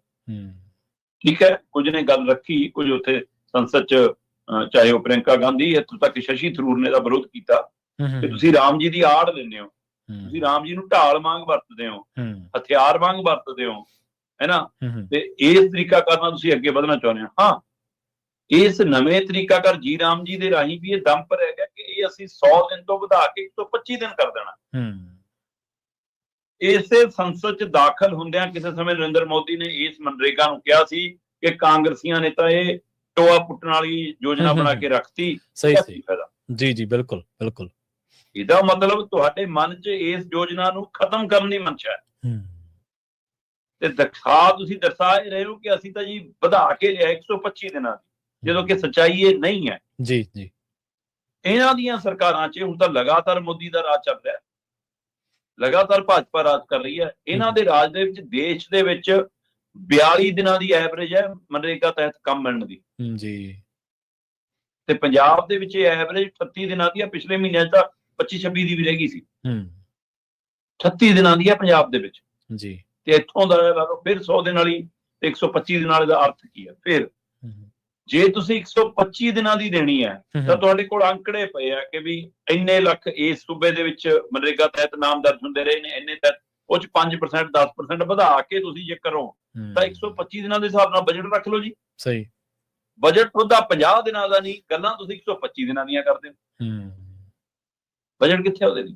ਫਿਰ ਅੱਗੇ ਇੱਕ ਪ੍ਰਕਿਰਿਆ ਸੀ ਕਿ ਬਈ ਥੱਲਿਓਂ ਪੰਚਾਇਤ ਆਪਣੇ ਪਿੰਡ ਦੇ ਹਵਾਲੇ ਨਾਲ ਲਿਖ ਕੇ ਦੇਊਗੀ, ਬਲਾਕ ਸੰਮਤੀ ਜ਼ਿਲ੍ਹਾ ਪ੍ਰੀਸ਼ਦ ਹੋ ਕੇ ਇਹ ਵਿਧਾਨ ਸਭਾ ਦੇ ਹਵਾਲੇ ਨਾਲ ਆ ਜਾਊਗਾ ਕਿ ਇਸ ਵਿਧਾਨ ਸਭਾ ਨੂੰ ਇੰਨਾ ਬਜਟ ਚਾਹੀਦਾ। 117 ਵਿਧਾਨ ਸਭਾ ਦੇ ਬਜਟ ਦੇ ਹਵਾਲੇ ਨਾਲ ਪੰਜਾਬ ਸਰਕਾਰ ਕੇਂਦਰ ਨੂੰ ਦੱਸਦੀ ਹੈ ਕਿ ਸਾਨੂੰ ਇੰਨੇ ਬਜਟ ਦੀ ਲੋੜ ਹੈ ਜੀ, ਫਿਰ ਉਹਦੇ ਵਿੱਚੋਂ ਉਹ ਰਿਲੀਜ਼ ਕੀਤਾ ਜਾਂਦਾ ਬਜਟ। ਹੁਣ ਬਿਲਕੁਲ ਖਤਮ ਹੈ ਜੀ, ਨਾ ਪੰਚਾਇਤ ਨੂੰ ਪੁੱਛਣਾ, ਨਾ ਵਿਧਾਨ ਸਭਾ ਨੂੰ ਪੁੱਛਣਾ, ਤੇ ਨਾ ਸੂਬੇ ਦੀ ਸਰਕਾਰ ਨੂੰ ਪੁੱਛਣਾ। ਕੇਂਦਰ ਤੈਅ ਕਰੂਗਾ ਜੀ ਕਿਹੜੇ ਸੂਬੇ ਨੂੰ ਕਿੰਨਾ ਬਜਟ ਦੇਣਾ, ਇਹ ਕੇਂਦਰੀ ਕਰਨਾ ਹੈ ਜਨਾਬ। ਇਹਨੂੰ ਕੇਂਦਰੀਕਰਨ ਕਹਿੰਦੇ ਨੇ, ਕਿ ਜਿੱਥੇ ਡਬਲ ਇੰਜਨ ਸਰਕਾਰ ਉੱਥੇ ਤੁਸੀਂ ਕਹੋਗੇ ਵੱਧ ਦੇਵਾਂਗੇ, ਜਿੱਥੇ ਨਹੀਂ ਉੱਥੇ ਦੇ ਲੋਕਾਂ ਨੂੰ ਕਹੋਗੇ ਜੇ ਰੁਜ਼ਗਾਰ ਲੈਣਾ ਸਾਡੀ ਸਰਕਾਰ ਬਣਾਓ, ਫਿਰ 4% ਦੇਵਾਂਗੇ। ਸੋ ਕੀ ਇਹੋ ਤਰੀਕਾਕਾਰ ਹੈ? ਦੂਸਰਾ, ਇਹ ਬੜੀ ਤਰੀਕਾਕਾਰ ਨਾਲ ਯੋਜਨਾ ਮਾਰਨ ਵੱਲ ਵਧਾਈ ਗਈ ਹੈ। ਠੀਕ ਹੈ। ਤੁਸੀਂ ਝਾਤ ਮਾਰ ਕੇ ਦੇਖੋ ਕਿ ਜਿਹੜੀਆਂ ਯੋਜਨਾਵਾਂ ਫੁੱਲੀ ਇੱਕ ਕੰਟਰੋਲ 'ਚ ਰਹੀਆਂ, ਮੰਨ ਲਓ ਆਪਾਂ ਕਹਿ ਰਹੇ ਹਾਂ ਕਿ ਸੈਂਟਰਲਾਈਜ਼ ਯੋਜਨਾ ਪਹਿਲਾਂ ਹੀ ਮਨਰੇਗਾ ਸੈਂਟਰਲਾਈਜ਼ ਯੋਜਨਾ, ਪਰ ਤੁਸੀਂ ਇਹਦਾ ਤਰੀਕਾਕਾਰ ਬਦਲ ਕੇ ਸੂਬਿਆਂ ਨੂੰ ਇਹਦੇ ਵਿੱਚ ਇੱਕ ਪਾਸੇ ਬਾਹਰ ਕਰ ਰਹੇ ਹੋ ਕਿ ਤੁਹਾਨੂੰ ਬਜਟ ਤੈਅ ਕਰਨ ਦਾ, ਤੁਹਾਨੂੰ ਤਜਵੀਜ਼ ਭੇਜਣ ਦਾ ਹੱਕ ਨਹੀਂ ਜੀ। ਦੂਏ ਪਾਸੇ ਫਾਈਨਾਂਸ ਦੇ ਵਿੱਚ ਤੁਸੀਂ ਸੂਬਿਆਂ ਨੂੰ ਇਨਵੋਲਵ ਕਰ ਰਹੇ ਹੋ। ਬੜਾ ਸ਼ਾਤਰਾਨ ਤਰੀਕਾ। ਜਿਹੜੀਆਂ ਯੋਜਨਾਵਾਂ ਦੇ ਵਿੱਚ ਏਦਾਂ ਹੋਇਆ ਕਿ ਅੱਧਾ ਕੇਂਦਰ ਪਾਊ ਅੱਧਾ ਸੂਬਾ ਪਾਊ, ਯੋਜਨਾਵਾਂ ਦਮ ਤੋੜ ਗਈ। ਕਿਉਂਕਿ ਅੱਜ ਸੂਬਿਆਂ ਦੀ ਸਥਿਤੀ, ਜੇ ਮੈਂ ਪੰਜਾਬ ਦੇ ਹਵਾਲੇ ਨਾਲ ਗੱਲ ਕਰਾਂ, ਪੰਜਾਬ ਦੀ ਸਥਿਤੀ ਕਹੀ ਜੀ ਹੈ ਜੀ, 4.25 ਲੱਖ ਕਰੋੜ ਦਾ ਸਾਡਾ ਕਰਜ਼ਾ ਜਾ ਢੁਕਿਆ। ਐਸ਼ ਆਰਾਮ ਦੇ ਵਿੱਚ ਸਰਕਾਰਾਂ ਪੈਸਾ ਖਰਚ ਕਰ ਰਹੀਆਂ, ਵਰਕਰਾਂ ਮੁਲਾਜ਼ਮਾਂ ਨੂੰ ਦੇਣ ਲਈ ਤਨਖਾਹ ਨਹੀਂ, ਫਿਰ ਉਹ ਮਨਰੇਗਾ ਵਰਗੀ ਯੋਜਨਾ ਲਈ ਕਿੱਥੋਂ ਪੈਸਾ ਕਰੇ? ਵਿਜੇ ਜੀ, ਹੁਣ ਆਪਣਾ ਪ੍ਰਵੀਨ ਜੀ, ਹੁਣ ਤੱਕ ਇਹ ਪ੍ਰਕਿਰਿਆ ਚੱਲਦੀ ਸੀ ਕਿ ਜਿਹੜੀ ਤਾਂ ਮਜ਼ਦੂਰਾਂ ਨੂੰ ਦਿਹਾੜੀ ਦੇਣੀ ਹੈ ਜੀ, ਜਿਹੜੀ ਮਜ਼ਦੂਰ ਕੰਮ ਕਰਨਗੇ ਉੱਥੇ, ਜਿਹੜੇ ਸਕਿਲਡ ਲੇਬਰ ਨਹੀਂ ਹੈ, ਕਿਸੇ ਚੀਜ਼ ਦੀ ਮਾਹਰ ਲੇਬਰ ਨਹੀਂ ਹੈ, ਉਹਨਾਂ ਨੂੰ ਜਿਹੜੇ ਪੈਸੇ ਮਿਲਣੇ ਆ ਉਹ 100% ਕੇਂਦਰ ਨੇ ਪਾਉਣੇ ਆ ਜੀ। ਜਿਹੜਾ ਕੰਮ ਕਰਦਿਆਂ ਹੋਇਆਂ ਸਮਾਨ ਚਾਹੀਦਾ ਹੈ ਨਾ, ਉਹਦੇ ਵਿੱਚ ਇੱਟਾਂ ਲੱਗਦੀਆਂ, ਟਾਈਲਾਂ ਲੱਗਦੀਆਂ, ਰੇਤਾ ਬਜਰੀ ਸੀਮੈਂਟ ਸਰੀਆ ਕੁਝ ਵੀ ਚਾਹੀਦਾ, ਉਹ ਸਮਾਨ ਦਾ 75-25 ਸੀ ਰੇਸ਼ੋ ਜੀ। ਤੇ ਪਲੱਸ ਸਕਿਲਡ ਲੇਬਰ, ਜੇ ਸਕਿਲਡ ਲੇਬਰ ਵੀ ਹੈ ਤਾਂ ਉਹਦੇ ਵਿੱਚ ਮੰਨ ਲਓ ਮਿਸਤਰੀ ਮਾਹਰ ਹੈ ਨਾ, ਤਾਂ ਉਹਦਾ 75-25 ਸੀਗਾ, 75% ਸੈਂਟਰ, 25% ਸੂਬਾ ਜੀ, ਜਦੋਂ ਕਿ ਮਜ਼ਦੂਰੀ ਦੀ ਪੂਰੀ 100% ਕੇਂਦਰ। ਤੇ ਜੇ ਇਹਨੂੰ ਸਾਰੇ ਨੂੰ ਮਿਲਾ ਕੇ ਐਵਰੇਜ ਕੱਢਦੇ ਸੀ ਤਾਂ 90-10 ਬਣਦੀ ਸੀ ਜੀ, ਕਿ ਲਗਭਗ 90% ਕੁੱਲ ਯੋਜਨਾ ਦਾ ਕੇਂਦਰ ਕੋਲੋਂ ਆਉਂਦਾ ਸੀ, 10% ਸੂਬੇ ਨੇ ਪਾਉਣਾ ਹੁੰਦਾ ਸੀ। ਹੁਣ ਕਹਿੰਦੇ ਨਾ ਜੀ, ਜਿਹੜੇ ਪਹਾੜੀ ਕੇਂਦਰ ਖੁੱਤਰ ਨੇ ਉਹਨਾਂ 'ਚ ਤਾਂ ਅਸੀਂ ਰੱਖਾਂਗੇ ਪ੍ਰਕਿਰਿਆ 90-10 ਵਾਲੀ, ਪਰ ਆ ਪੰਜਾਬ, ਹਰਿਆਣਾ, ਰਾਜਸਥਾਨ, ਇਹਨਾਂ ਸੂਬਿਆਂ ਦੇ ਵਿੱਚ ਹੁਣ ਇਹ 60-40 ਦੀ ਹੋ ਗਈ। ਕੁੱਲ ਯੋਜਨਾ ਦਾ 60% ਕੇਂਦਰ ਦਊਗਾ, 40% ਪੰਜਾਬ, ਤੇ ਪੰਜਾਬ ਤੋਂ ਪੈਣੇ ਨਹੀਂ ਸਰਕਾਰ ਤੋਂ, ਤੇ ਯੋਜਨਾ ਚੱਲਣੀ ਨਹੀਂ। ਫਿਰ ਇਸ ਲਈ ਉਲਝੇ ਰਹੋ ਨਾਮ ਦੇ ਉੱਤੇ, ਬਹਿਸਦੇ ਰਹੋ ਨਾਮ ਦੇ ਉੱਤੇ, ਤੇ ਸਥਿਤੀ ਤੁਹਾਡੇ ਸਾਹਮਣੇ ਹੈ। ਇਹ ਯੋਜਨਾ ਦਮ ਤੋੜੂਗੀ, ਅੱਜ ਨਹੀਂ ਤਾਂ ਕੱਲ ਨੂੰ ਨਹੀਂ ਤਾਂ ਪਰਸੋਂ ਨੂੰ। ਇਸ ਤਰੀਕਾ ਕਰਨ ਯੋਜਨਾ ਨੂੰ ਮਾਰਨ ਦੀ ਕਵਾਇਦ ਹੈ। ਤੇ ਫਿਰ ਕਹਿਣ ਨੂੰ ਇਹ ਹੋਊਗਾ ਜੀ ਕਿ ਦੇਖੋ ਜੀ, ਕੇਂਦਰ ਤਾਂ ਬਹੁਤ ਕੁਝ ਕਰਨਾ ਚਾਹੁੰਦਾ ਸੀ, ਤੁਹਾਡੀ ਸਰਕਾਰ ਨੇ ਸਾਥ ਨਹੀਂ ਦਿੱਤਾ, ਤਾਂ ਕਿ ਸੂਬਿਆਂ ਨੂੰ ਬਦਨਾਮ ਵੀ ਕੀਤਾ ਜਾਵੇ।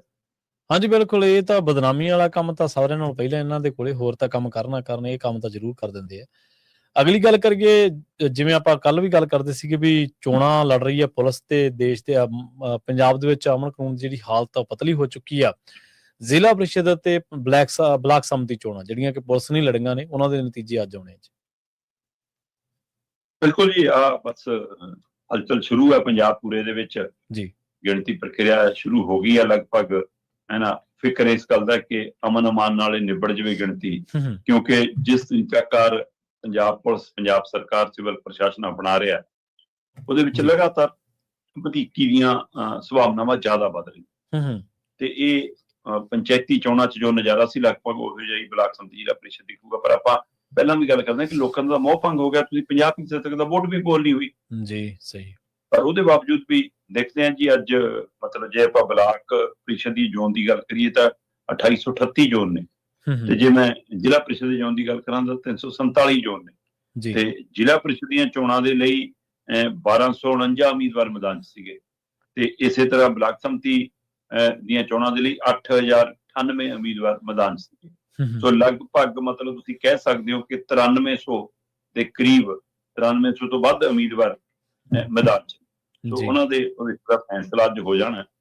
ਤੇ ਕੋਈ ਸ਼ੱਕ ਨਹੀਂ ਜੀ, ਵੀਡੀਓ ਕਾਨਫਰੰਸਿੰਗ ਦੀ ਪਟੀਸ਼ਨ ਪਾਈ ਸੀ ਅਮਰਿੰਦਰ ਸਿੰਘ ਰਾਜਾ ਵੜਿੰਗ ਨੇ ਕਿ ਜੀ ਨਤੀਜੇ ਵੀਡੀਓ ਕਾਨਫਰੰਸਿੰਗ ਰਾਹੀਂ ਹੋਣ, ਤੇ ਚੋਣ ਕਮਿਸ਼ਨ ਕਹਿੰਦਾ ਜੀ ਅਸੀਂ ਤਾਂ ਪਹਿਲਾਂ ਹੀ ਵੀਡੀਓ ਕਾਨਫਰੰਸਿੰਗ ਰਾਹੀਂ ਦੀ ਤਿਆਰੀ ਕੀਤੀ ਹੋਈ ਆ, ਲਾਈਵ ਹੋਊਗਾ ਜੀ, ਮਤਲਬ ਰਿਕਾਰਡਿੰਗ ਹੋਊਗੀ ਜੀ ਸਾਰੀ ਉਹਦੀ। ਪਰ ਜਿਹੜੀਆਂ ਦੂਸਰੀਆਂ ਚੋਣਾਂ ਸੀਗੀਆਂ, ਜਦੋਂ ਸਾਡੀਆਂ ਲੋਕ ਸਭਾ ਦੀਆਂ ਚੋਣਾਂ ਆਈਆਂ, ਉਸ ਸਮੇਂ ਤੋਂ ਬਾਅਦ ਉਹਨਾਂ ਦੇ ਨਤੀਜਿਆਂ ਤੋਂ ਬਾਅਦ ਇਹ ਸਵਾਲ ਉੱਠਿਆ ਕਿ 45 ਦਿਨਾਂ 'ਚ ਰਿਕਾਰਡਿੰਗ ਕਿਉਂ ਖਤਮ ਕਰ ਦਿੱਤੀ ਗਈ? ਸਹੀ ਹੈ, CCTV ਕੈਮਰਿਆਂ ਦੀ ਰਿਕਾਰਡਿੰਗ ਉਹ 45 ਦਿਨਾਂ 'ਚ ਖਤਮ ਹੈ। ਮਤਲਬ ਉਹਦਾ ਰਿਕਾਰਡ ਕਿਉਂ ਨਹੀਂ ਰੱਖਿਆ ਗਿਆ ਜਿੱਥੇ EVM ਮਸ਼ੀਨਾਂ ਰੱਖੀਆਂ ਗਈਆਂ, ਸਾਰਾ ਕੁਝ ਹੋਇਆ, ਗਿਣਤੀ ਮਿਣਤੀ ਉਹਦਾ ਕੋਈ ਰਿਕਾਰਡ ਹੀ ਨਹੀਂਗਾ। ਸੋ ਇੱਥੇ ਵੀ ਮਤਲਬ ਕੀ ਇਹਨੂੰ ਲਾਈਵ ਦਿਖਾਉਣ ਦਾ ਨਾਮ ਰੱਖਦੀ ਹੈ ਸਰਕਾਰ ਜੀ। ਕਿਆ ਲੋ ਵੀ ਬਾਹਰ ਸਕਰੀਨਾਂ ਲੱਗੀਆਂ ਲੋਕ ਲਾਈਵ ਦੇਖਣ ਹੂੰ ਰਸੋਲਾ ਫਿਰ ਇਹਦਾ ਹਰ ਚ ਕੀ ਟੈਕਨੋਲੋਜੀ ਦਾ ਫਾਇਦਾ ਲਾਓ ਨਾ ਫਿਰ ਜੇ ਹੈਗੀ ਹੈ ਜੀ। ਜੇ ਤੁਸੀਂ ਇਹਨੂੰ ਵੀਡੀਓਗ੍ਰਾਫੀ ਕਰਾ ਕੇ ਹੀ ਰੱਖਣੀ ਹੈ ਤੇ ਬਾਅਦ ਚੋਂ ਫਿਰ ਅਦਾਲਤੀ ਪ੍ਰਕਿਰਿਆ ਚ ਫਰੀ ਜਾਓ ਪੇਸ਼ ਹੋਊਗੀ ਨਹੀਂ ਹੋਊਗੀ ਜੀ ਕੈਸਟ ਚੱਲੂਗੀ ਜਾਂ ਨਹੀਂ ਚੱਲੂਗੀ ਜੀ ਰੀਲ ਹੈਗੀ ਹੈ ਜਾਂ ਨਹੀਂ ਹੈਗੀ ਪਈ ਜਾਣਗੇ ਮੁੱਦੇ। ਤੇ ਉੱਥੇ ਵੀ ਜਿੰਨਾ ਕੈਮਰੇ ਦੇ ਫਰੇਮ ਚ ਆਉਂਦਾ ਉਨਾ ਹੀ ਰਿਕਾਰਡ ਹੋਣਾ ਨਾ ਜਿਹੜਾ ਕੈਮਰੇ ਦੇ ਫਰੇਮ ਚ ਨਹੀਂ ਉਹ ਰਿਕਾਰਡ ਨਹੀਂ ਹੋਣਾ ਇਹ ਵੀ ਸਭ ਨੂੰ ਪਤਾ। ਸੋ ਇਸ ਤਰੀਕਾ ਕਰਨ ਨਾਲ ਵੀ ਸਵਾਲ ਖੜੇ ਨੇ। ਕੈਮਰੇ ਤਾਂ ਤਹਿਸੀਲਦਾਰਾਂ ਦੇ ਦਫ਼ਤਰਾਂ ਚ ਵੀ ਲੱਗ ਗਏ ਜੀ ਜੀ ਫਿਰ ਕੇ ਰਿਸ਼ਵਤ ਬੰਦ ਹੋ ਗਈ ਰਜਿਸਟਰੀਆਂ ਦੀ। ਸਹੀ ਹੈ ਖੜਾ ਤਰੀਕਾ ਬਦਲ ਲਿਆ ਅਗਲਿਆਂ ਨੇ। ਇਸ ਲਈ ਜਦੋਂ ਤਰੀਕਾ ਬਦਲਦੇ ਤਾਂ ਉਹਦੀ ਤੁਰਮੋਰੀ ਵੀ ਨਾਲ ਹੀ ਨਿਕਲ ਆਉਂਦੀ ਹੈ। ਦੇਖਦੇ ਹਾਂ ਜੀ ਹੁਣ ਅੱਜ ਗਿਣਤੀ ਸ਼ੁਰੂ ਹੈ ਤੇ ਘੰਟਿਆਂ ਬਾਅਦ ਹੀ ਨਤੀਜੇ ਆਉਣੇ ਸ਼ੁਰੂ ਹੋ ਜਾਣਗੇ। ਬਸ ਅਮਨ ਅਮਾਨ ਨਾਲ ਨਿਬੜ ਜਾਵੇ ਕਿਉਂਕਿ ਰਾਜਨੀਤਿਕ ਲੀਡਰਾਂ ਨੇ ਤਾਂ 2027 ਚ ਪਤਾ ਨਹੀਂ ਕਿੰਨਿਆਂ ਨੇ ਪਾਲਾ ਬਦਲਣਾ ਪਰ ਪਿੰਡਾਂ ਚ ਪਈ ਦੁਸ਼ਮਣੀ ਪਤਾ ਨਹੀਂ ਕਿੰਨੀਆਂ ਪੀੜ੍ਹੀਆਂ ਤੱਕ ਨੂੰ ਭੁਗਤਣੀ ਪੈ ਜਾਣੀ। ਸਹੀ ਹੈ ਸਹੀ ਗੱਲ ਕਹੀ ਹੈ ਤੁਸੀਂ। ਦੁਸ਼ਮਣੀ ਜਿਹੜੀ ਉਹ ਲੰਬੀ ਚੱਲਦੀ ਆ। ਤੇ ਸ਼ਰਮਾ ਜੀ ਅਗਲੇ ਮਾਮਲੇ ਦੀ ਗੱਲ ਕਰੀਏ ਭਗਵੰਤ ਮਾਨ ਨੇ ਇੱਕ ਡਾਇਲੋਗ ਮਾਰਿਆ ਕਹਿੰਦੇ ਇਸ ਡਾਇਲੋਗ ਦੇ ਨਾਲ ਗੈਂਗਸਟਰ ਮੁੱਕ ਜਾਣਗੇ ਭਲਾਂ ਦੀ। ਮੁੱਖ ਮੰਤਰੀ ਭਗਵੰਤ ਮਾਨ ਅਜੇ ਤੱਕ ਮੈਨੂੰ ਲੱਗਦਾ ਤੇਜੀ ਕਲਾਕਾਰੀ ਯੁੱਗ ਚੋਂ ਬਾਹਰ ਹੀ ਨਹੀਂ ਆ ਰਹੇ। ਸਹੀ ਕਿਹਾ ਤੁਸੀਂ। ਉਹ ਤਾਂ ਉਹਨਾਂ ਨੇ ਤਾਂ ਮੈਨੂੰ ਲੱਗਦਾ ਕੇਜਰੀਵਾਲ ਨੂੰ ਵੀ ਮਤਲਬ ਕਲਾਕਾਰ ਤਾਂ ਬਣਾ ਹੀ ਲਿਆ ਕਿਉਂਕਿ ਉਹ ਕਹਿੰਦੇ ਕਿ ਸਰਕਾਰ ਕੇਜਰੀਵਾਲ ਚਲਾਉਂਦਾ ਸਟੇਜ ਭਗਵੰਤ ਮਾਨ ਚਲਾਉਂਦਾ ਤੇ ਜੇ ਸਰਕਾਰ ਕੇਜਰੀਵਾਲ ਚਲਾਉਂਦਾ ਤਾਂ ਉੱਥੇ ਭਗਵੰਤ ਮਾਨ ਜੀ ਪਿੱਛੇ ਲੱਗੂ ਨੇ ਤੇ ਜੇ ਸਟੇਜ ਭਗਵੰਤ ਮਾਨ ਚਲਾਉਂਦਾ ਤਾਂ ਉੱਥੇ ਕੀ ਕੇਜਰੀਵਾਲ ਪਿੱਛੇ ਲੱਗੂ ਨੇ। ਕੇਜਰੀਵਾਲ ਨੇ ਡਾਇਲੋਗ ਮਾਰਿਆ ਸੀ ਤਰਨਤਾਰਨ ਦੀ ਚੋਣ 'ਚ ਕਿ ਮੈਂ ਹਫ਼ਤਾ ਦਿੰਦਾ ਗੈਂਗਸਟਰਾਂ ਨੂੰ ਪੰਜਾਬ ਛੱਡ ਜਾਓ ਨਹੀਂ ਤਾਂ ਨਤੀਜੇ ਭੁਗਤਣ ਲਈ ਤਿਆਰ ਹੋ ਜਾਓ। ਤੋਂ ਬਾਅਦ ਲਗਾਤਾਰ ਘਟਨਾਵਾਂ ਵੱਧ ਗਈਆਂ। ਜੀ ਜੀ ਸਹੀ ਹੈ। ਗੈਂਗਸਟਰ ਤਾਂ ਦਿਖੀ ਜਾਂਦੇ ਨੇ ਕੇਜਰੀਵਾਲ ਭੱਜ ਜਾਂਦਾ ਫਿਰ ਆ ਕੇ ਸਾਹਮਣੇ ਖੜੋ ਨਾ ਕਰੋ ਮੁਕਾਬਲਾ। ਦੂਸਰੇ ਪਾਸੇ ਕੱਲ ਭਗਵੰਤ ਮਾਨ ਜੀ ਨੇ ਪ੍ਰੈਸ ਕਾਨਫਰੰਸ ਰੱਖੀ ਕਿ ਜੀ ਸ਼ਹੀਦੀ ਸਭਾ ਆ ਰਹੀ ਹੈ ਵੱਡੇ ਸਾਹਿਬਜ਼ਾਦਿਆਂ ਦੀ ਚਮਕੌਰ ਸਾਹਿਬ ਦੀ ਗੜੀ ਤੇ ਫਿਰ ਛੋਟੇ ਸਾਹਿਬਜ਼ਾਦਿਆਂ ਦੀ ਸ਼੍ਰੀ ਫਤਿਹਗੜ੍ਹ ਸਾਹਿਬ ਵਿਖੇ ਸਭਾ ਦੇ ਲਈ ਪ੍ਰਬੰਧਾਂ ਨੂੰ ਲੈ ਕੇ ਮੁੱਖ ਮੰਤਰੀ ਸਾਹਿਬ ਨੇ ਪ੍ਰੈਸ ਕਾਨਫਰੰਸ ਕੀਤੀ ਜੀ। ਸਾਲਾਂ ਦਰ ਸਾਲਾਂ ਸਭਾ ਚੱਲਦੀ ਆ ਰਹੀ ਹੈ ਤੇ ਪ੍ਰਬੰਧ ਸਿਵਲ ਪ੍ਰਸ਼ਾਸਨ ਸਥਾਨਕ ਪੁਲਿਸ ਪ੍ਰਸ਼ਾਸਨ ਕਰ ਲੈਂਦਾ ਜਨਾਬ। ਹਰ ਵਾਰ ਸਥਾਨਕ ਕਮੇਟੀਆਂ ਨਾਲ ਬੈਠਕਾਂ ਹੁੰਦੀਆਂ ਸਾਰਾ ਕੁਝ ਹੁੰਦਾ ਜੀ। ਡੀਸੀ ਪੱਧਰ ਤੇ ਹੋ ਜਾਂਦੇ ਨੇ ਕੰਮ। ਮਤਲਬ ਮੁੱਖ ਮੰਤਰੀ ਪ੍ਰੈਸ ਕਾਨਫਰੰਸ ਕਰਕੇ ਜੇ ਦਿਖਾ ਰਿਹਾ ਤਾਂ ਇਹਦਾ ਮਤਲਬ ਤੁਸੀਂ ਆਪਣੇ ਆਪ ਨੂੰ ਸਿਰਫ ਧਾਰਮਿਕ ਦਿਖਾਉਣਾ ਸਹੀ ਹੈ ਜਾਂ ਮੁੱਖ ਮੁੱਦਿਆਂ ਤੋਂ ਭੱਜਣ ਦਾ ਤਰੀਕਾ ਤੁਹਾਡੇ ਕੋਲੇ ਜੀ। ਜਿਹੜੇ ਮਸਲੇ ਤੇ ਪ੍ਰੈਸ ਕਾਨਫਰੰਸ ਤੁਹਾਨੂੰ ਕਰਨੀ ਚਾਹੀਦੀ ਉਸ ਮਸਲੇ ਤੁਸੀਂ ਐਸਐਸਪੀ ਉਠਾ ਦਿੰਦੇ। ਬਿਲਕੁਲ ਕਿਉਂ ਨਹੀਂ ਇਸ ਮਸਲੇ ਤੁਸੀਂ ਅਜੇ ਤੱਕ ਸਾਹਮਣਾ ਕਰ ਰਹੇ ਕਿ ਜਨਾਬ ਆਏ ਦਿਨ ਹਰ ਰੋਜ਼ ਪੰਜਾਬ 'ਚ ਗੋਲੀਬਾਰੀ ਜੀ। ਸਕੂਲਾਂ 'ਚ ਸਹਿਮ ਮੈਦਾਨਾਂ 'ਚ ਸਹਿਮ ਬਾਜ਼ਾਰਾਂ 'ਚ ਸਹਿਮ ਭੀੜ ਭੜੱਕੇ ਵਾਲੀ ਥਾਂ ਤੇ ਸਹਿਮ। ਪਹਿਲਾਂ ਤਾਂ ਬੰਦਾ ਇਕੱਲਾ ਜਾਂਦਾ ਡਰਦਾ ਸੀ ਹੁਣ ਭੀੜ 'ਚ ਜਾਂਦਾ ਡਰਦਾ। ਸਹੀ ਆ। ਤੇ ਮੁੱਖ ਮੰਤਰੀ ਸਾਹਿਬ ਤੁਹਾਡੇ ਕੋਲ ਤਾਂ ਮੁਰਗੀ ਖਾਨਾ ਖੋਲਣ ਲਈ ਜ਼ਮੀਨ ਹੈਗੀ ਆ ਖੋਲ ਲਓ ਨਾ ਫਿਰ ਮੁਰਗੀ ਖਾਨਾ। ਤੁਸੀਂ ਕਿਉਂ ਇੰਨਾ ਤਾਮ-ਝਾਮ ਚੱਕੀ ਫਿਰਦੇ ਹੋ? ਆਪਾਂ ਸਿਕਿਉਰਿਟੀ ਦੇ ਹਵਾਲੇ ਨਾਲ ਗੱਲ ਕੀਤੀ ਸੀ ਨਾ ਕਿ ਬਈ ਸਿਕਿਉਰਿਟੀ ਤਾਂ ਇਹਨਾਂ ਦੇ ਘਰਾਂ 'ਚ ਆ ਇਹਨਾਂ ਦੇ ਦਫ਼ਤਰਾਂ 'ਚ ਆ ਇਹਨਾਂ ਦੀਆਂ ਗੱਡੀਆਂ ਖੋਲਣ ਲਈ ਆ ਇਹਨਾਂ ਦੀਆਂ ਘਰ ਦੀਆਂ ਨੂੰ ਸ਼ਾਪਿੰਗ ਕਰਾਉਣ ਲਈ ਆ ਜਵਾਕਾਂ ਨੂੰ ਸਕੂਲ ਛੱਡਣ ਲਈ। ਇੱਕ ਬੰਦੇ ਦਾ ਮੈਨੂੰ ਸੁਨੇਹਾ ਆਇਆ ਕਹਿੰਦਾ ਭਾਜੀ ਤੁਸੀਂ ਇੱਕ ਗੱਲ ਛੱਡ ਗਏ ਕਹਿੰਦੇ ਵਿਚਾਰੇ ਪੁਲਿਸ ਵਾਲੇ ਜਿਨ੍ਹਾਂ ਦੀ ਡਿਊਟੀਆਂ ਥਾਣਿਆਂ 'ਚ ਹੁੰਦੀਆਂ ਉਹਨਾਂ ਦੇ ਕੁੱਤੇ ਘਮਾਉਣ ਲਈ ਵੀ ਲੱਗੇ ਹੁੰਦੇ ਨੇ। ਓ ਅੱਛਾ। ਤੁਸੀਂ ਕਰਾਉਣੀ ਕੀ ਕੁਛ ਉਹਨਾਂ ਤੋਂ ਤੇ ਜਾਂ ਪੁਲਿਸ ਵਰਤਣੀ ਆ ਫਿਰ ਮਤਲਬ ਧਰਨਿਆਂ 'ਚ ਡਾਂਗ ਫੇਰਨ ਲਈ ਲੋਕਾਂ ਦੇ ਘਰ ਢਾਉਣ ਲਈ ਪਿੰਡਾਂ ਦੇ ਲੋਕਾਂ ਨੂੰ ਡਰਾਉਣ ਲਈ ਸਹੀ ਆ ਹੈ ਨਾ। ਤੇ ਇੱਥੇ ਤੁਹਾਡੀ ਪੁਲਿਸ ਲੱਭਦੀ ਨਹੀਂ। ਆ ਜਦੋਂ ਸੋਹਾਣੇ ਵਾਲੇ ਖੇਡ ਮੈਦਾਨ ਦੇ ਵਿੱਚ ਕਾਰਾ ਹੋਇਆ ਤਾਂ ਉੱਥੇ ਪੁਲਿਸ ਅਧਿਕਾਰੀ ਮੁੱਖ ਮਹਿਮਾਨ ਸੀ। ਉਹ ਗਿਆ ਤੇ ਉਸ ਤੋਂ ਬਾਅਦ ਕਾਂਡ ਵਾਪਰ ਗਿਆ। ਤੇ ਹੁਣ ਤੁਸੀਂ ਕਹਿੰਦੇ ਜੀ ਅਸੀਂ ਲੱਭ ਲਏ ਜੀ ਬੰਦੇ ਪਛਾਣ ਲਏ ਜੀ ਗੋਲੀ ਦਾ ਵੀ ਪਤਾ ਲੱਗ ਗਿਆ ਜੀ ਆਹ ਵੀ ਪਤਾ ਲੱਗ ਗਿਆ। ਇਹ ਬਾਅਦ ਚੋਂ ਕਿਵੇਂ ਪਤਾ ਲੱਗਦਾ ਪਹਿਲਾਂ ਕਿਉਂ ਨਹੀਂ ਪਤਾ ਲੱਗਦਾ ਤੁਹਾਨੂੰ? ਹੁਣ ਤੁਹਾਡੇ ਕੋਲ ਏਜੰਸੀਆਂ ਨੇ ਹੁਣ ਤੁਹਾਡੇ ਕੋਲ ਇਨਪੁੱਟ ਨੇ ਜੀ। ਸੋ ਇਸ ਤਰੀਕਾ ਕਾਰਨ ਜਿਹੜੇ ਸਵਾਲ ਖੜੇ ਨੇ ਉਹਦਾ ਜਵਾਬ ਦੇਣਾ ਜਨਾਬ। ਮੁੱਖ ਮੰਤਰੀ ਸਾਹਿਬ ਨੇ ਕੱਲ ਪ੍ਰੈਸ ਕਾਨਫਰੰਸ ਦੇ ਵਿੱਚ ਜਦੋਂ ਇੱਕ ਪੱਤਰਕਾਰ ਨੇ ਇਸ ਮਸਲੇ ਦੇ ਸਵਾਲ ਪੁੱਛ ਲਿਆ ਰਾਣਾ ਬਲਾ ਚੋਰੀਆ ਵਾਲੀ ਘਟਨਾ ਜਾਂ ਇਹ ਤੋਂ ਪਹਿਲਾਂ ਦੀਆਂ ਘਟਨਾਵਾਂ ਜਾਂ ਪੰਜਾਬ 'ਚ ਲਗਾਤਾਰ ਗੈਂਗਸਟਰ ਵਾਲੇ ਮੁੱਦੇ ਸੀ ਐਂ ਗੋਲੀਆਂ ਚਲਾ ਕੇ ਆਪਣੀ ਮਾਂ ਦੀ ਕੁੱਖ 'ਚ ਲੁਕ ਨਹੀਂ ਸਕਦੇ ਮਾਂ ਦੀ ਝੋਲੀ 'ਚ ਲੁਕ ਨਹੀਂ ਸਕਦੇ ਮਾਂ ਦੀ ਗੋਦੀ 'ਚ ਨਹੀਂ ਲੁਕ ਸਕਦੇ। ਇਹ ਫਿਲਮੀ ਡਾਇਲੋਗ ਨੇ ਜਨਾਬ। ਸਹੀ ਗੱਲ। ਤੇ ਇੱਕ ਇਹਨਾਂ ਦਾ ਮੰਤਰੀ ਕੀ ਕਹਿੰਦਾ ਕਿ ਅੱਤਵਾਦ ਮੰਗ ਸਫਾਇਆ ਕਰਦਿਆਂ ਗਿਆ। ਸਹੀ ਆ। ਮਤਲਬ ਤੁਸੀਂ ਆਪ ਆਪਣੀ ਪੁਲਿਸ ਨੂੰ ਕਹਿੰਦੇ ਹੋ ਕਿ ਗੁੰਡੇ ਬਣੋ, ਗੁੰਡੇ ਬਣੋ, ਸਹੀ ਗੱਲ ਹੈ, ਬਿਲਕੁਲ ਜੀ। ਜੇ ਇੱਕ ਧਿਰ ਤੁਸੀਂ ਕਹਿੰਦੇ ਹੋ ਕਿ ਗੈਂਗਸਟਰ ਗਲਤ ਤਰੀਕਾ ਕਰਨ ਨਾਲ ਲੋਕਾਂ ਤੇ ਹਮਲਾ ਕਰ ਰਿਹਾ ਹੈ, ਉਹ ਕਾਨੂੰਨ ਨੂੰ ਆਪਣੇ ਹੱਥ 'ਚ ਲੈ ਰਿਹਾ, ਤੇ ਤੁਸੀਂ ਪੁਲਿਸ ਨੂੰ ਵੀ ਗੈਂਗਸਟਰ ਹੀ ਬਣਾਉਣਾ, ਬਿਲਕੁਲ ਜੀ। ਫਿਰ ਕਾਨੂੰਨ ਦੇ ਰਾਖੇ ਤੇ ਕਾਨੂੰਨ ਤੋਂ ਬਾਹਰੀਆਂ 'ਚ ਫਰਕ ਹੀ ਰਹਿ ਗਿਆ। ਸਹੀ ਹੈ। ਸਵਾਲ ਤਾਂ ਅੱਜ ਤੱਕ ਖੜਾ ਹੈ ਉਸ ਸਮੇਂ ਦੇ ਕਿ ਜੇ ਬੱਚੇ ਭਟਕੇ ਜੀ ਉਹਨਾਂ ਨੂੰ ਸਹੀ ਰਾਹ ਤੇ ਲਿਆਉਣ ਦੀ ਪ੍ਰਕਿਰਿਆ ਕਰਨੀ ਸੀ ਕਿ ਉਹਦੀ ਆੜ ਦੇ ਵਿੱਚ ਝੂਠੇ ਪੁਲਿਸ ਮੁਕਾਬਲੇ ਵੀ ਕਰਨੇ ਸੀ। ਜੀ। ਤਾਂ ਅੱਜ ਤੱਕ ਖਰੜਾ ਦੇ ਕਾਗਜ਼ ਬਹੁਤ ਕੁਝ ਬੋਲਦੇ ਨੇ, ਤੇ ਤੁਸੀਂ ਨਵੇਂ ਕਾਗਜ਼ ਕਾਲੇ ਕਰਨੇ ਜੀ। ਤੁਹਾਡੀ ਮਨਸ਼ਾ ਕੀ ਹੈ? ਜੇ ਇਹੀ ਜੀ ਮਨਸ਼ਾ ਹੈ ਤਾਂ ਯਾਦ ਕਰ ਲਓ ਕਿ KPS ਗਿੱਲ ਤੇ ਬੇਅੰਤ ਸਿੰਘ ਨੂੰ ਪੰਜਾਬ ਕਿਵੇਂ ਯਾਦ ਕਰਦਾ। ਸਹੀ ਹੈ, ਬਿਲਕੁਲ। ਆਪਣਾ ਨਾਮ ਹੀ ਆਪਣੀਆਂ ਫੋਟੋਆਂ ਵੀ ਟੰਗਵਾ ਲਿਓ, ਫਿਰ ਉਹਦੇ ਲਈ ਤਿਆਰ ਰਹੋ। ਸੋ ਤੁਸੀਂ ਪੰਜਾਬ ਦੇ ਵਿੱਚ ਨਵਾਂ ਖੂਨੀ ਘਾਣ ਕਰਨਾ ਚਾਹੁੰਦੇ ਹੋ ਜੀ। ਪੁਲਿਸ ਨੂੰ ਫਿਰ ਉਹੀ ਜੀ ਵਹਿਸ਼ੀ ਪੁਲਿਸ ਬਣਾਉਣਾ ਚਾਹੁੰਦੇ ਜਿਹੜੀ ਕਾਫੀ ਹੱਦ ਤੱਕ ਬਣਦੀ ਜਾ ਰਹੀ ਹੈ, ਉਸ ਤਰੀਕਾ ਪੁਲਿਸ ਰਾਜ ਹੁੰਦਾ ਜਾ ਰਿਹਾ। ਸੋ ਇਹ ਨਵੇਂ ਸਵਾਲਾਂ ਨੂੰ ਜਨਮ ਦੇ ਰਹੇ ਨੇ ਮੁੱਖ ਮੰਤਰੀ ਕੇਜਰੀਵਾਲ ਤੇ ਇਹਨਾਂ ਦੀ ਕੈਬਨਿਟ। ਇਹਦਾ ਮਤਲਬ ਤੁਹਾਡੇ ਕੋਲ ਪੰਜਾਬ ਦੀ ਜਵਾਨੀ ਨੂੰ ਸਹੀ ਕਰਨ ਦਾ, ਉਹਨਾਂ ਦੇ ਹੱਥਾਂ 'ਚ ਫੜਾਉਣ ਦਾ, ਉਹਨਾਂ ਨੂੰ ਸਹੀ ਰਾਹ ਤੇ ਲਿਆਉਣ ਦਾ ਕੋਈ ਤਰੀਕਾਕਾਰ ਨਹੀਂ ਹੈਗਾ। ਤੁਸੀਂ ਫੇਲ ਹੋ, ਤੁਸੀਂ ਭਗੌੜੇ ਹੋ ਜਾਣਾ, ਪੰਜਾਬ ਨੇ ਇੱਥੇ ਹੀ ਰਹਿਣਾ। ਜੀ ਬਿਲਕੁਲ। ਸ਼ਰਮਾ ਜੀ, ਇਹਨਾਂ ਖਾਸ ਖਬਰਾਂ ਤੇ ਖਾਸ ਜਾਣਕਾਰੀਆਂ ਦੇ ਲਈ ਤੁਹਾਡਾ ਬਹੁਤ ਧੰਨਵਾਦ ਜੀ। ਸਤਿ ਸ਼੍ਰੀ ਅਕਾਲ।